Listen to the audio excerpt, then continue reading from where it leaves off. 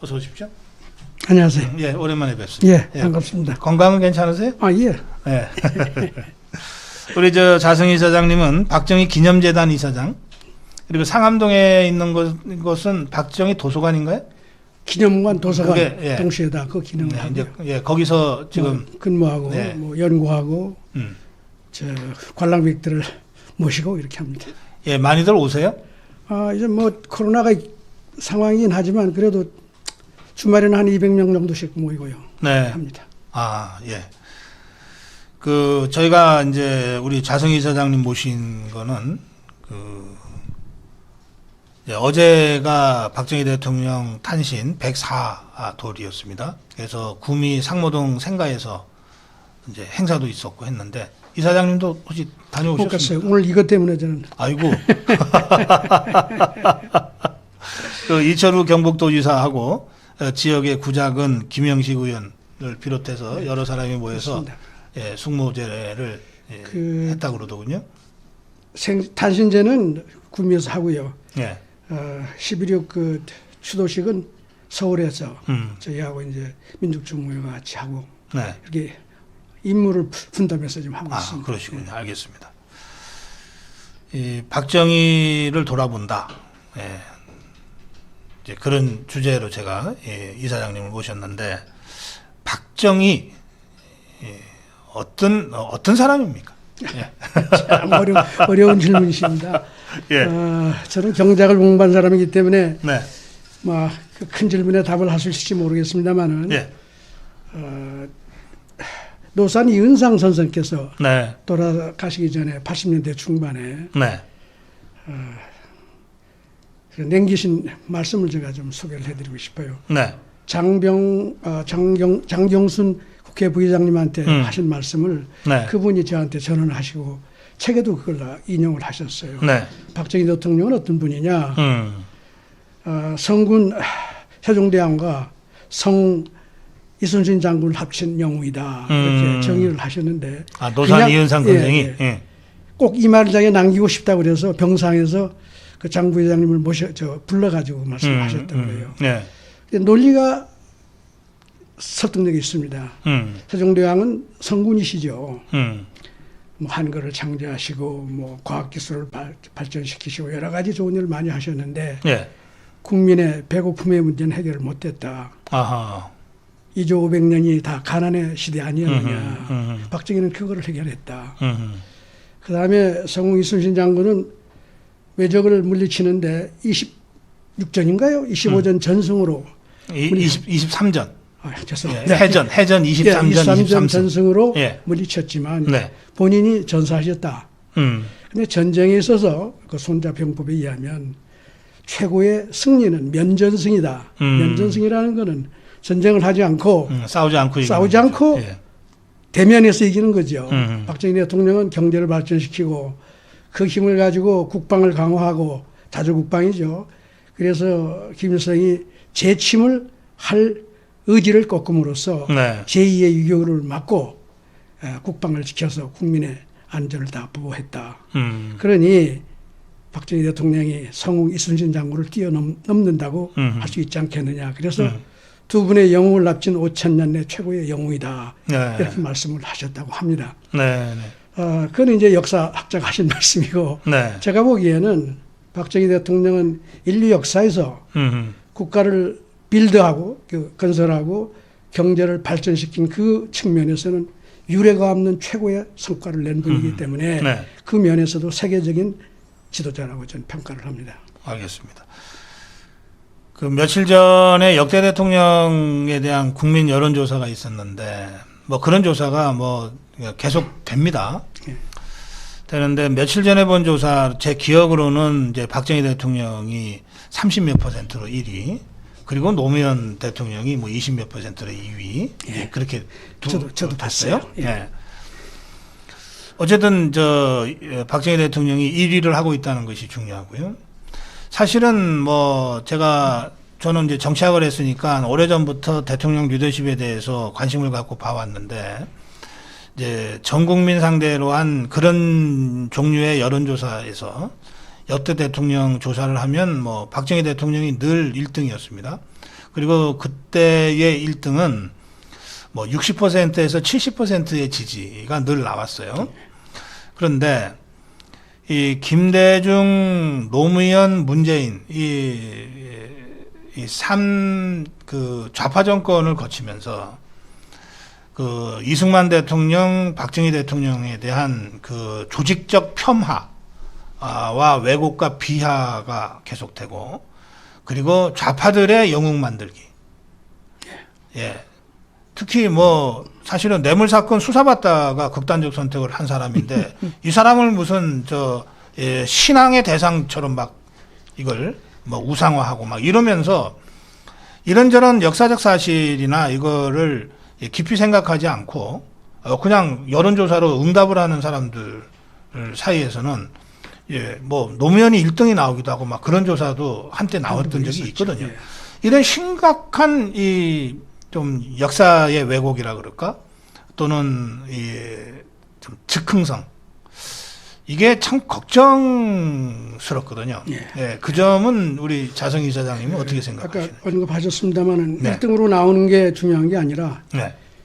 너무나 낮은 비율로 예. 1등이 되는 게 참 걱정이다는 생각을 하게 됩니다. 예. 적어도 50% 이상 60% 70% 정도까지 나와야 네. 그게 아마 정상이 아닐까 싶은데 예. 말씀하신 대로 그동안 박정희 대통령을 지우기 위한 그런 그 폄하하기 위한 그런 그 반대 세력의 그 노력이 아마 상당히 주요하고 있는 게 아닌가 하는 생각이 네. 들어서 많이 걱정이 되고요. 예. 저희 재단에서도 그걸 바로잡기 위해서 많은 연구도 하고 이제 책도 내고 글도 쓰고 뭐 유튜브 방송도 하고 그럽니다만은 네. 아직도 역부족입니다. 그래서 지난 금년이 5.16 50주년이었죠. 네. 그래서 기념해서 저희가 연구 발표 뭐 심포지움 같은 것도 했고요. 그리고 이제 내년은 또 유신 50주년이 되기 때문에 또 그렇죠.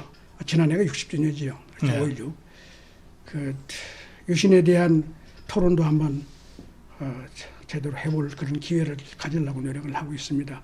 애를 쓰고 있는데 우리 고성국 TV에서도 그동안 많이 도와주신 걸 알고 있고 감사하게 생각합니다. 알겠어요. 이제 그래서 오늘 이 시간이라도 이제 박정희라는 그 한 역사적 인물을 좀 사실 그대로 좀 우리 국민들한테 좀 알려드리고 싶다. 네. 예, 그렇게 저희들 생각하거든요. 흔히 박정희 정신, 저 좌파들은 김대중 정신, 노무현 정신 막 이래요. 이제 문재인이 이제 내려가면은 문재인 정신을 외칠지 모르겠는데, 그 참 가당치 않은 얘기들이죠. 자, 그건 그렇고, 박정희 정신을 뭐라고 설명하시겠습니까? 또 어려운 질문을 주셨는데요. 많은 사람들이 다 아시겠지만, 네. 내 일생 조국과 민족을 위하여라는 그 말씀이 그 네. 휘호가 많은 사람들이 사랑하는 그 글입니다. 네. 그런 의미에서 희생정신, 나라와 민족을 위한 희생정신이 무엇보다도 중요하지요. 그리고 최근에 와서 대선 후보 되시는 분들이 박정희를 리콜하는 상황이 이제 가끔 보이잖아요. 네. 참 반가운 일이기도 하면서 저는 이런 생각을 합니다. 박정희 정신을 제대로 알고 그 말씀들을 하시는가. 그리고 또 다른 측면에서는 그분들이 하시는 말씀이 박정희 정신에는 저는 맞지 않는데 어떻게 그런 말을 당당하게 할 수 있을까. 박정희를 리콜할 수 있을까 하는 그런 생각을 하는데 박정희 정신의 핵심은 자조, 자립, 자력갱생입니다. 자조, 자립, 자력. 자력갱생. 그분은 일찍부터 국민들이나 뭐 모든 그 기회에 많은 기회입니다. 하늘은 스스로 돕는 자를 돕는다는 말씀을 늘 하시고 댕겼어요. 네. 뭐 새마을 운동을 할 때도 그렇고 많은 경우에 뭐 서울대학 졸업식에 가서도 그렇고 스스로 일어나라. 그리고 그 다음에 이제 따르는 말이 노력하면 지원한다. 성과를 내고 노력하면 지원할 테이니 네. 스스로 일어나라. 백성의 가난은 나라님도 해결하지 못한다. 백성이 일어나지 않는데 어떻게 나라님 해결할 수 있느냐. 나는 열심히 노력하고 스스로 돕는 자를 지원하겠다는 메시지를 가지고 모든 국민을 일으켜 세웠습니다. 예. 그 이치는 자주하는 국민을 지원하면 후원하면 자주하는 국민이 더 많이 늘어나고 국가가 발전하고 경제가 발전한다는 아주 원초적이고 기본적인 원리를 실천하셨다고 봅니다. 노력하지 않고는 되는 일이 없죠. 네. 보통 사람들이 내가 노력하기 싫고 불편하면은 남의 노력에 무임승차하려고 하는 게 보통이잖아요. 네. 근데 대통령은 절대 그런 거 없이 새마을 운동을 할 때도 그렇고 수출을 지원할 때도 그렇고 공업화를 할 때도 그렇고 열심히 노력해서 성과를 내는 마을이나 네. 기업을 지원했고 그게 꾸준히 너도 나도 하면 된다는 그 정신으로 이어지고 그게 대한민국을 일으킨 힘이었습니다. 네. 네. 그래서 첫 번째 정신은 스스로 돕는 자를 돕는 자주정신이다. 국방을 하는 데 있어서도 외교를 하는 데 있어서도 자주가 항상 입에 달려 있어. 내 힘으로 모든 걸 일으키고 성취하는 것이 국가를 일으키는 길이다 하는 그 정신이 투철했다고 생각을 합니다. 네.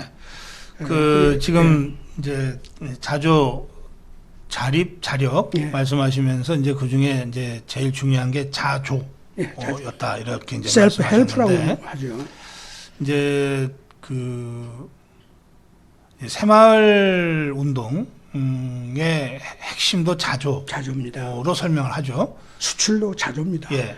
그러니까 이제 이 새마을 운동을 이제 그동안 이제 피상적으로만 봐서 농촌에 그 지붕 고쳐주는 거, 마을 앞에 그 시멘트로 길 만들어주는 거, 이렇게만 이제 이해를 하는 경향들이 있었는데, 지금 말씀하신 대로 이제 모든 마을에, 농촌 마을을 이제 근대화하는 과정에서 모든 마을에 일단 기회를 다 줘서 그 마을이 스스로 이 근대화하기 위해서 노력을 하면 지원을 더 주고, 별로 그런 노력이 안 보이면 오히려 지원을 삭감하고 하는 식으로 해서 스스로 일하게 만들고 스스로 근대화에 앞장서게 만드는 마을을 더 많이 만들어내는데 그 새마을 운동의 그 핵심 그 정책 포인트가 있었다. 정확합니다. 예, 그렇죠. 예.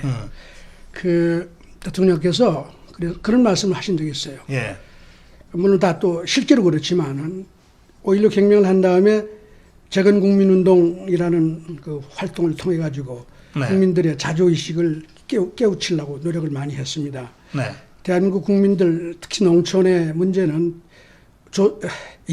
이시조선 500년 내에 말하자면 하늘 쳐다보고 이제 말하자면 뭐라고 해요. 운명을 탓하고 하늘을 탓하면서 노력하지 않는 그런 의탁하는 그런 정신 속에서 살아왔는데 이거를 바꾸지 않고는 대한민국이 살아날 수가 없다 하는 그런 생각에서 열심히 그 자조 정신을 깨우기 위한 노력을 의식개혁운동을 했습니다. 예.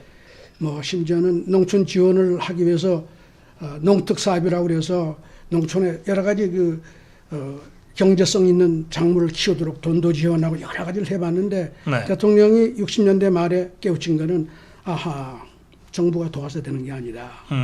스스로 일어서고자 하지 않으면 안 된다는 걸 깨달았다고 합니다. 정부가 위에서 돈 나눠주는 건 안 된다 이거예요. 그렇죠. 그래서 새마을 운동을 할 때 바로 말씀드린 성과를 앞세우고 성공하는 마을을 앞장세우겠다. 그 이치의 배경에는 내가 성공하는 마을을 앞장세워야지 다른 마을도 성공하는 마을이 되는 것이지 내가 성공하지 않는 마을을 앞장세우면 모두 다 주저앉는 게 10년 동안의 경험이다. 지금 가장 대표적으로 그냥 돈 뿌리자고 주장하고 있는 이 정치인이 며칠 전에 그 박정희 정신을 얘기를 했어요. 제가 그분이 박정희 정신을 얘기할 때 제가 참 걱정스러운 생각을 했습니다. 그분이 지금까지 한 모든 말씀과 그 정책은 반박정희 정신입니다. 국민을 모두 다 주저앉히고 스스로 돕는 자를 스스로 돕지 않게 만드는 정책을 말씀을 하시면서 박정희를 리콜했다는 것이 참 안타까운 일이다 하는 생각이 들고 최소한도 제가 쓴 새마을운동에 대한 책이라도 한 건 읽었으면 그런 얘기는 하지 않았을 것이다 하는 생각을 하면서 제가 오늘 올 때도 이 말씀을 꼭 드리고 싶었습니다. 다른 주자님들도 마찬가지예요. 국가를 지도하겠다는 대통령을 하시겠다는 분이라고 하면 우선 첫째로 국민을 어떻게 하면 북돋우고 자기 힘으로 일어서도록 도와주고 그런 분위기를 전 국민들이 공유하는 그런 나라를 만들지 않고는 경제고 국가고 되는 게 아닙니다. 네. 그런데 그 반대의 정책과 주장을 하면서 박정희를 리콜하면 사람들이 오해를 하지 않을까 하는 생각이 하게 됐습니다. 또 우리 자성희 사장님 이제 경제를 쭉 하셨는데 경제학을 하셨는데 제가 이거는 꼭 제가 평소에 궁금해서 여쭤보고 싶어요. 그러니까 박정희 시대의 근대화 산업화, 경제 부흥, 뭐 한강의 기적 이거가 이제 국가 주도로 이루어졌다고 보통 우리가 얘기하는데 국가가 뭔가 기업이 하기 어려운 당시에 워낙 뭐 우리가 자본도 부족하고 뭐 자원도 없는 상태였기 때문에 개별 기업이 하기 어려운 일들, 예컨대 돈을 외국에서 빌려오는 일들, 이건 뭐 외국이 그 돈 빌려줄 때 한국에 기업 보고 빌려주는 당시 그 은행이나 외국은 없었을 거 아니에요? 그러니까 이제 어쩔 수 없이 국가가 지급 보증을 해서라도 이제 빌려와서 그 차관을 빌려와서 이거를 국가가 주도했다고 그러면 그거를 국가가 공장을 짓고 국가가 운영을 했다면 국가 주도가 되는데 이거를 빌려와서 기업들한테 나눠주는 거 아니에요. 그러면서 기업이 주도해서 뭐 경제 성장도 하고 뭐 경제 부흥도 하고 산업화도 하게끔 만들어준 거 아닙니까? 정확합니다. 그러니까 박정희 시대 국가 주도 산업화라고 하는 것에서의 국가의 역할과 기업의 역할, 국가와 기업의 관계 이 점에 대해서 좀 분명한 정리들이 필요한 것 같아요. 예, 그렇습니다. 경제학이 박정희 시대를 아직도 이해하지를 못합니다. 네. 대한민국의 주류 경제학과도 마찬가지고 네. 박정희는 정부가 지나치게 개입을 해서 자원 배분에 왜곡을 초래하고 네. 문제가 많았다는 주장을 아직도 하고 있고요. 글쎄 심지어는 예. 국책연구원에서도 그런 소리를 하고 그런 책임질도 내고 있습니다. 네. 그게 대단히 안타까운데요. 박정희 대통령은 시장을 철저하게 믿은 사람입니다. 네. 제가 아까 하늘은 스스로 돕는 자를 돕는다는 말씀을 했죠. 네. 그 말씀이 무슨 말이냐. 시장이 그 일을 하는 것 장치입니다. 시장에서는 누구든지 시장에 참여해서 경제 생활을 해보면 내가 성과를 내지 않고는 선택될 수 없다는 걸 누구나 압니다. 시장이라는 건 하는 것 같은 장치예요. 네. 스스로 돕는 자를 선택해서 지원하는 게 시장의 역할이죠. 박정희가 그 이치를 너무나 잘한 거예요. 네. 그러나 정부도 그 일을 해야지. 그럼 시장이 그렇게 하는데 정부가 반대로 요즘 저 후보 같은 분들이 모 후보 같은 분들이 하는 얘기와 같이 시장은 선택을 하려고 그러는데 정부는 반대로 하겠다. 그럼 경제가 안 되는 거죠. 그래서 대통령님께서는 항상 그 이치를 염두에 두시고 국가를 운영하는 데 있어서 기업을 썼죠. 네. 특이한 것은요. 대한민국하고 이제 대만이 그나마 대한민국 못지않게 잘한 나라인데 네. 그 두 나라가 경제 발전하는 과정을 살펴보면 독특한 차이가 있습니다. 하나는 대만은 중화공업과 같은 기관사람은 전부 다 정부 기업이 다 했어요. 네. 정부가 그걸 다 직접 했죠. 대한민국은 정부가 직접 한 게 하나도 없습니다. 딱 하나 예외 포항제철입니다. 예. 모든 경제 활동을 기업을 앞장서서 네. 기업들이 잘할 수 있도록 도움으로써 그게 자주하는 기업을 만들어내고 물론 경제 발전을 이루어낸 것이죠. 그래서 아까 말씀하신 대로 인프라를 깔아주고 돈을 빌리는데 애로사항이 많으면 보증을 서주고 하는 거는 그 국가가 할 수 있는 일이죠. 이런 걸 네. 통해서 기업들이 앞장서서 하도록 했기 때문에 이거는 시장 경제 가장 기본적인 원리를 잘 실천했다고 그렇겠죠. 봐야 되는 것이죠. 예. 근데 지금까지는 불행하게도 경제학은 기업이라고 하는 장치가 없는 학문입니다.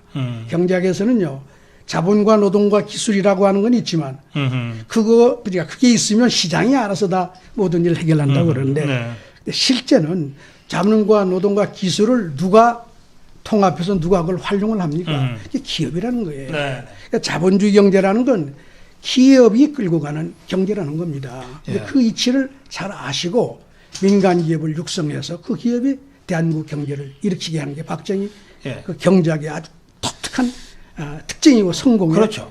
원인입니다. 예. 자본주의 시장 경제가 발전하고 성장하고 시장이 커지고 하는 것에서 가장 앞장서야 될 게 기업이죠. 기업입니다. 예, 그리고 그 기업의 그 벤처 정신 이런 거잖아요. 근데 이런 걸 하려고 그러면 기업인들이 좀 기가 살아야 되잖아요. 그렇죠. 그리고 한번 해보자고 하는 그렇죠. 이런 자본가 정신에 충만해야 되잖아요. 예. 그 저는 이제 우리 현대사를 쭉 보면 60년대, 70년대 기업인들이 제일 기가 살았던 것 같아요. 물론입니다. 그렇죠. 예. 예. 그 이유가 그러니까 그 기업인도 사람이니까, 알겠으면 이병철, 정주영 같은 분들이 막 기가 펄펄 살아서 그렇지. 한번 해보자고 앞장서서 끌고 간 거 아니에요. 예. 김우중 같은 사람이. 물론. 그럼 이때 이 사람들 사실 제가 그 정확하게는 제가 그 데이터를 갖고 있지 않지만 그 당시 기업인들은 대통령 만나고 싶으면 거의 그 무시로 만났을 것 같아요. 그래요. 예. 만났을 뿐만 아니라 예. 대통령이 기업인들한테 빌었습니다. 예. 일을 해달라고 부탁하고 하하. 예. 그 압력으로 되는 게 아닙니다. 그럼요. 아까 저 새마을운동 말씀을 하셨는데 네. 스스로 돕고 노력하는 사람을 대접하는 그 이치가 경제에도 다 적용이 된 거예요. 수출을 일으키는데 아시겠죠? 수출진흥 확대회라는 게 있지 않습니까? 예. 뭐 수출의 날 행사, 또 수출의 날 행사를 하는데 네. 이 수출의 날 행사라는 건 대한민국 기업의 등수를 매기는 날이에요. 전 기업의 수출 실적을 가지고 등수를 매기고 네. 그 등수에 따라서 잘한 기업한테 훈장을 주고 상을 주죠. 그럼 은행이나 금융기관 대표들이 다 보고 어디다가 돈을 대출을 하겠습니까? 잘하는 기업을 골라냄으로써 그 기업이 더 많은 지원을 받을 수 있도록 하는 그 장치, 그 시장의 기능을 강화한 겁니다. 네. 그게 모든 경제 정책에 있어서도 스스로 돕는 기업이 더 대접을 받아야 다른 기업도 따라오고 이게 성공한다는 그 이치를 실천을 한 거라고 저는 해석을 합니다. 그래서 네. 박정희 대통령을 무슨 개입을 너무 많이 해서 자원 배분을 왜곡했다 이런 거는 네. 아주 정태적인 아주 기초적인 그런 경제 원리를 가지고 얘기를 하는 사람들인데 네, 네. 경제의 발전, 성장을 만들어내려면 네. 그런 원칙을 적용할 수밖에 없는 거다 이런 생각합니다. 제가 예전에 읽은 기록 중에 이런 대목을 보고 좀 여러 번 생각한 적이 있는데요. 그 이병철 회장, 이병철 회장이 아마 제가 삼성 기업 역사에서 제가 봤던 것 같아요. 그 4.19 시민혁명이 난 다음에 부정부패로 해서 이 옥고를 치르고 있는데 이제 5.16 군사정변이 났잖아요. 그러니까 이제 그 이병철 회장 입장에서는 이제 일본으로 늑대보다 더 무서운 호랑이를 만났다고 처음에 생각할 수밖에 없잖아요. 예. 막 혁명 정부가 들어섰으니까. 근데 박정희 대통령이 당시에 이제 최고의 의장이 그 이병철 회장과 만나서 우리 손잡고 경제 한번 일으켜 봅시다. 이렇게 이제 대화가 되면서 예? 그때 비로소 이제 그 경제인들의 그 연합회도 만들어지고 그렇죠. 그리고 이 그러니까 지금의 정경련이 이제 그때 바로 이제 출범을 하면서 한번 해보자. 이게 이병철, 정주영 이런 분들이 이제 그때 의기투합해서 뭘 이제 시작했다. 그렇습니다. 이런 기록들이 있더라고요. 예, 물론이에요. 예. 제가 한 2000년대 이제 그런 걸 발굴을 해서 이제 이론화하고 하는 걸 많이 예. 했습니다만은 그 당시에 대한민국 현실은 어땠냐면은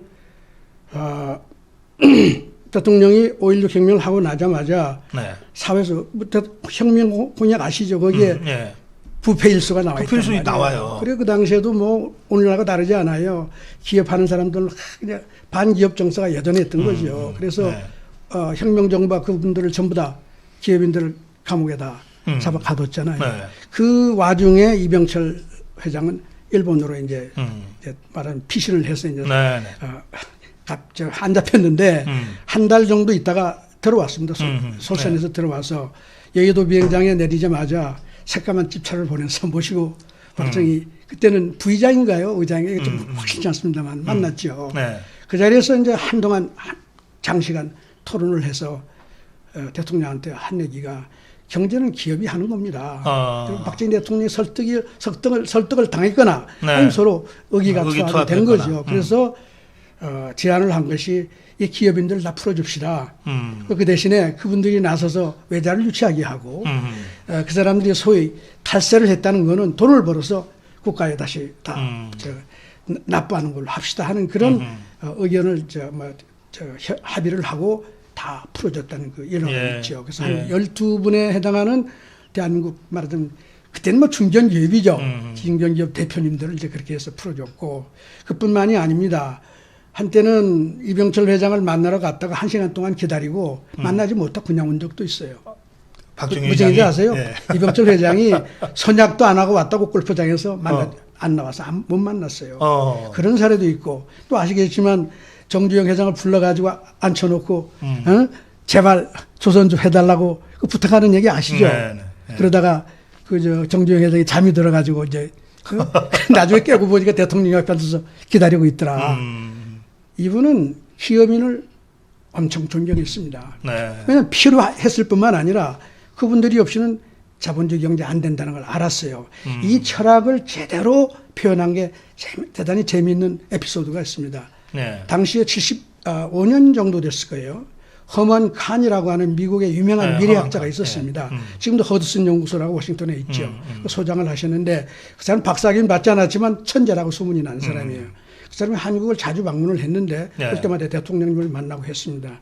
근데 75년인가 와서 이제 만났을 때 그 대담했던 기록이 남아 있어요. 네. 그 사람이 무슨 얘기를 하느냐면 동양에 성인 군자가 많다는 뭐 공자님, 맹자 이런 얘기는 들었지만 경제도 모르는 군인 출신이 경제를 일으킬 수 있다는 얘기는 제가 들어본 적도 없고 어떻게 그렇게 짧은 기간 동안 안에 대한민국 경제를 무에서 이렇게 끌어올릴 수가 있습니까? 하는 질문을 한 거예요. 네. 이 대통령이 하신 말씀이 이런 거예요. 아이고 나는 뭐 경제 잘 모릅니다. 그러면서 우선 제가 정권을 잡고 나라를 일으키려고 제가 5.16 혁명을 했는데 일을 해보니까 경작자를 만나면 뭐 경제를 안다고 하는데 실물 경제를 안다고 제가 이해할 만한 경작자를 제가 못 만났습니다. 돈을 만진다고 하는 금융인들을 만나봐도 그 사람들 그렇게 부자가 없었습니다. 네. 부자가 별로 제가 발견을 못했습니다. 그러나 기업을 하는 사람을 만나보니 이게 말이 되고 그 사람들이 다 부자였더라.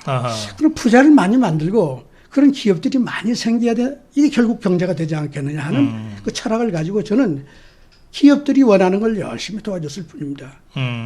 이게 대통령이 하신 말씀입니다. 네. 그러니까 다른 여러 계제에도 말이에요. 심지어는 그 당시에 첫 번째 경제수석을 경제를 전혀 모르는 회사 알죠? 바다. 네, 이분이 그 조선업에 이제 기여를 많이 했습니다만 네. 미국에 계셨던 그 회사 전문 박사를 불러다가 그 사람을 경제수석을 시켰어요. 그분이 뭐라고 그러는지 알아요? 아니 세상에 나 같은 사람을 왜 경제수석을 시킨? 난 경자도 모르니 난 안 하겠다고 도망갔어요. 대통령이 불러가지고 내가 경제 한다고 하는 사람 만나봤는데 예. 별로 크게 도움이 안 돼. 당신이 하시오. 이런 일화까지 있습니다. 그래서 사실은 대통령님이 자본주의 경제의 본질을 너무나 확실하게 꿰뚫고요. 특히 그 인센티브의 차이가 중요하다. 열심히 하는 사람 대접하면 열심히 하는 사람 많이 생기고 예. 열심히 하지 않는 사람을 대접하면 전부 다 가난해 그래요. 구렁텅이로 간다는 이 이치를 끝없이 실천하고 설득하고 했던 분이다. 저는 그렇게 보죠. 네. 그 이제 우리 70년의 현대사에서 우리 기업들이 가장 좀 기분 좋게 흔쾌하게 그렇습니다. 기가 살아서 예. 했던 때가 바로 박정희 시대였다. 그래서 제가 그 말씀에 한 가지만 제가 애도하면요. 그래서 제가 참 이거 어려운 작업입니다만은 대한민국 전체 기업의 자산 규모를 제가 60년대부터 다 이게 해가지고 이제 데이터를 만들어서 봤더니 네. 박정희 대통령 집권 시절에는 대한민국 기업이 연평균 40%씩 증가했습니다. 50 정부에서는 17, 8% 정도. 외환위기 이후에는 지금 2% 정도 성장을 하고 있습니다. 그래요. 대한민국 경제가 어려운 이유가 기업을 북돋아서 성장할 때는 그래요. 성장도 되고 분배도 되고 기업이 잘 때면 뭐가 돼요?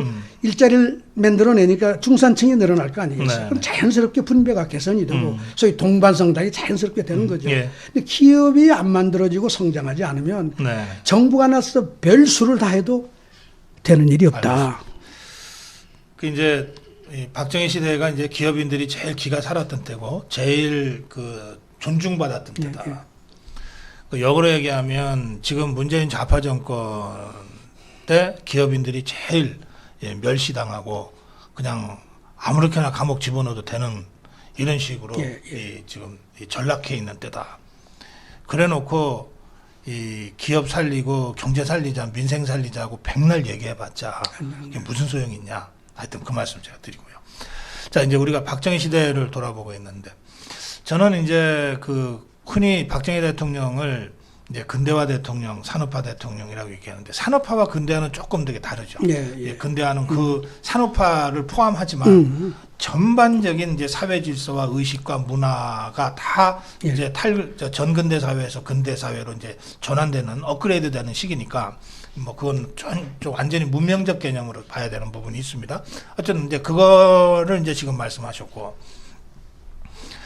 저는 이제 박정희 시대를 보면서 또 하나 정말 중요한 거가 뭐냐면 북한과의 체제 경쟁에서 우리가 그 추월해서 앞서기 시작한 시기다. 그러니까 이제 박정희 대통령 정부가 이제 1961년에 군사 정변부터 시작됐다고 치면 18년인데 그 전반기 한 10년은 북한한테 뒤졌어요. 물론이죠. 60년대는 우리가 뒤떨어졌어요. 경제 규모라든지 경제 성장률이라든지 뭐 군사력 모든 면에서 뒤졌는데 70년대 들어서면서 역전시키죠. 그렇죠. 그러면서 체제 경쟁에 있어서 이념적 우위와 체제의 우위를 확고하게 만들어 놓잖아요. 이게 무지무지 중요하다는 거예요. 그게 성웅 이순신 장군의 업적을 능가하는 것이다 하는 말씀이 그겁니다. 그 재미있는 거는 혹시 제가 이 경제학자 이름을 해서 죄송합니다만은 조한 로빈슨이라고 유명한 영국의 약간 좌파 경제학자가 있어요. 여성입니다. 돌아가셨죠. 그분이 1970년대 초반이라고 봐요. 60년대 말인가요? 북한을 방문해가지고 그 북한을 찬양하는 글을 많이 썼습니다. 북한 찬양글. 그런데 거기 놀랍게도 북한의 경제 발전은 코리안 미러클이라고 불러야 옳다 하는 얘기를 쓴 논문도 있습니다. 북한의 경제를? 북한 사람들이 착각하죠. 이제 그것 들으면 이게 대한민국 얘기인가 그러는데 사실은 북한을 그렇게 불렀다. 사실 그때 60년대 북한 찬양했던 저명한 그 소설가 뭐 문인들이 꽤 많았어요. 많죠. 왜냐하면 그게 뭐 북한이란 게 아시다시피 이제 일제 이후에 일제 시대에 모든 산업 시설은 북한에 있었단 말이에요. 그럼요. 중화공업 벨트가 만주와 북한까지 다 그렇습니다. 연결이 되었기 때문에 그렇고 남한은 완전히 농경사회였단 말이에요. 근데 이 3파선이 갈리면서 전기까지 보내주지 않을 정도가 되니 남한은 무에서 시작한 겁니다. 그러니 뭐 이승만 대통령도 힘들었던 것이고 5.16 이후에도 뭐 해볼 게 없는 거예요. 그런 상황에서 시작했으니까 뭐 아까 그런 학자들이 나올 만도 했는데 대통령께서 그 전략을 말해요. 이게 재밌는 거예요. 60년대에는 대통령님이 상인을 앞장세우는, 소위 말하자면 서구 자본주의 발전사에서 상인이 주도했던 말하자면 뭐 예를 들면요, 어디입니까? 이태리의 그 유명한 저 도시국가 베네치아나 네덜란드나 영국의 그 산업혁명 이전에 이게 전부 다 상인의 나라예요. 그래요. 옛날 서구의 농경사회에서는 중상주의 시대가 있었죠. 그렇죠. 농업을 하는 나라는 영토 대국도 잘 살지 못했어요. 단지 상업을 해서 교역을 하는 나라만 어느 정도 번영을 누렸단 말이에요. 그 시대가 우리나라 60년대입니다. 수출을 함으로써 수출이라는 게 그 당시엔 노동집약적인 산업이죠. 그러니까 이게 뭐 산업혁명 이전 단계라고 보는 게 좋죠. 저기 가발 합판 만들 때. 가발 말고 해서 머천트를 육성했어요. 맞아요. 이 머천트의 최고의 전략가가 김우중 분이죠. 이렇게 해서 60년대는 수출 제일주의로 해가지고 상업을 일으키면서 자본을 축적한 거죠. 그때는 뭐 보따리 하나 들고 오파상 그렇죠. 하면서 대한민국의 돈 맞아요. 벌던 때죠. 예를 들면 그게 뭐가 같으냐면 베니스라는 나라는 전쟁 나갈 때 그러니까 이 노를 젓는 사람까지 보따리 장사 보따리를 다 들고 나갈 정도로 상인이 정치에 투철했던 나라인데 그 못지않게 대한민국이 상인의 나라를 만들어내서 그게 자본을 축적한 겁니다. 그걸 기초로 해서 70년대 뭐예요? 유신 시대는 중화공업을 일으킴으로써 영국이나 미국처럼 이게 노동집약적인 산업에서 고도 자본집약적인 산업으로 올라가는 제대로 된 산업혁명의 그 혁명을 70년대 일으킨 거죠. 그러니까 20년 동안에 서구 한 1000년 걸려서 만들어낸 소위 말하면 선진 자본주의 국가의 모습을 20년 만에 만들어냈다 하는 놀라운 사실을 우리가 발견을 하게 되는 겁니다. 그래서 정말 우리 경제학자들도 그렇고 잘 몰라요. 그리고 뭐 세계 경제학자도 더구나 잘 모르지만 박정희 대통령에 대한 폄하가 너무 심하고 네. 특히 제가 이제 안타깝게 생각하는 거는 박정희 대통령님은 하늘은 스스로 돕는다를 돕는다는 이 이치는 자본주의의 진성 이념입니다. 이 이념이 없는 자본주의는 절대 성공할 수가 그렇죠. 없어요. 예. 그런데 그거를 지난 3, 40년 동안 민주화라고 하는 이름 하에 다 죽이고 좌파 사회주의 정책을 계속 심어온 겁니다. 그 첫 번째 깃발이 뭐예요? 경제 민주화라는 거죠. 87년 헌법에 들어갔다고 뭐 김모 박사님이 많이 얘기를 하고 그러는데 그 경제 민주화라고 하는 헌법상의 규정은 경제 운영을 민주화해서 정부와 기업과 근로자가 다 같이 동등한 말하자면 뭐라 할까요? 좀 더 자유스러운 경제를 만들겠다고 하는 그런 캐치워드입니다. 그게. 근데 그걸 마치 평등한 경제, 민주적인 경제를 만들라는 그런 개념으로 해석을 하면서 네네. 그 이후에 대한민국은 말이에요. 경제 민주화 내걸면 여야를 막론하고 그 민주라고 하는 이 주술에 걸려가지고 전부 다 박정희의 스스로 돕는 자를 돕는다는 자본주의 이념을 다 버린 거예요. 아, 예. 그게 오늘날 우리 대선 주자들 죄송합니다. 내 거명은 안 하겠지만 이분들이 하는 얘기는 우리는 스스로 돕지 않는 자를 돕겠다는 주장을 대놓고 하고 있는 거 아니에요? 예. 이게 사회주의 이념인 것이죠. 이 이념이 퍼지면 어떻게 돼요? 너도 나도 스스로 돕지 않고 어떤 사람은 정부의 배급에 의존해서 살아야 되는 나라가 되는 거 아니겠어요? 네. 저는 박정희를 얘기할 때 바로 이 점, 박정희 대통령만큼 지구상의 지도자 중에 자본주의의 진성 이념과 그 경제 진술을 제대로 이해한 대통령이 없었고 또 그거를 그 어려움 속에서도 실천한 대통령은 더욱 없었다는 거예요. 그래요.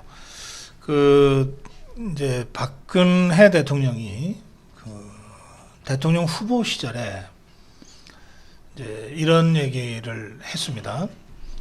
그러니까 이제 자신이 정계에 입문할 때 1998년 이제 그 달성군에서 재보궐선거로 입문했는데 그때는 또 그 전에 이제 박정희 대통령 서거 후에 이제 18년간의 그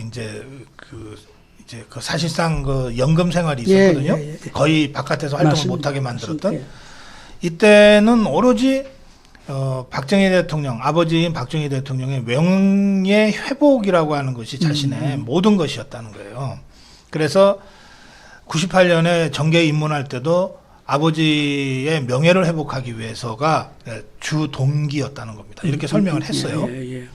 그런데 이제 어느 순간 이제 대통령 후보가 되면서는 단순히 아버지의 명예 회복을 넘어서서 아버지가 하려고 했으나 마치지 못한 그 과제를 완성시키는 것을 목표로 하게 됐다고 하면서 설명하기를 아버지는 생전에 국민이 행복하게 사는 국민의 행복 시대를 열려고 하셨다.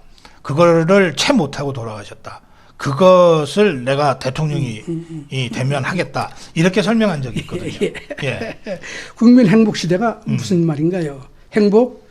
그건 나라가 정할 수가 없습니다. 그러니까 행복이야말로 가장 개인적인 경험이지요. 박정희 대통령 시절이야말로 모든 국민이 행복한 시절이었습니다. 더 한마디 붙이면요. 그 당시에 제가 기억을 합니다. 창조 경제를 하겠다고 그랬어요. 제가 조선 TV인가 뭡니까?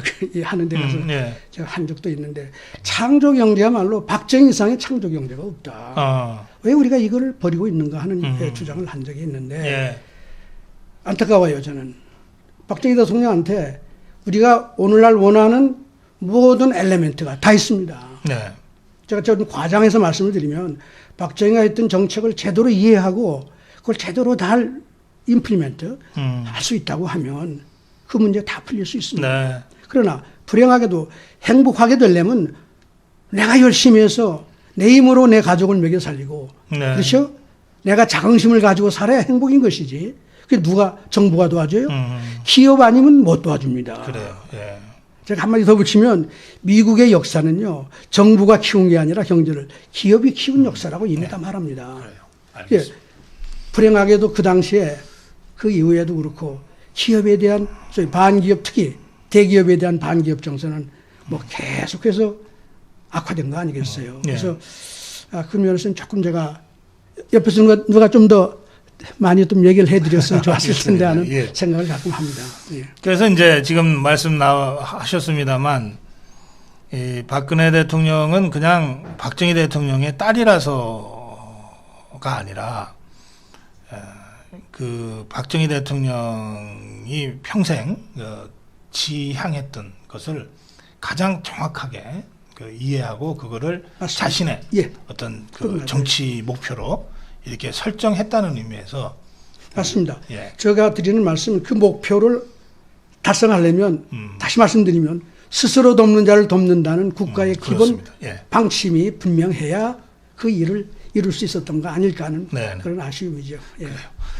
오늘 어제가 박정희 대통령 탄신 104돌이었습니다. 이 좌파 정권 하에서 박정희 대통령 탄신일도 제대로 이렇게 기념하고 추념하지 못하는 이런 상황이 계속되고 있습니다만, 그렇다고 해서 뭐 역사가 어디 가는 것도 아니고 우리 가슴에 박정희 대통령, 박근혜 대통령이 사라지는 것도 아닐 겁니다.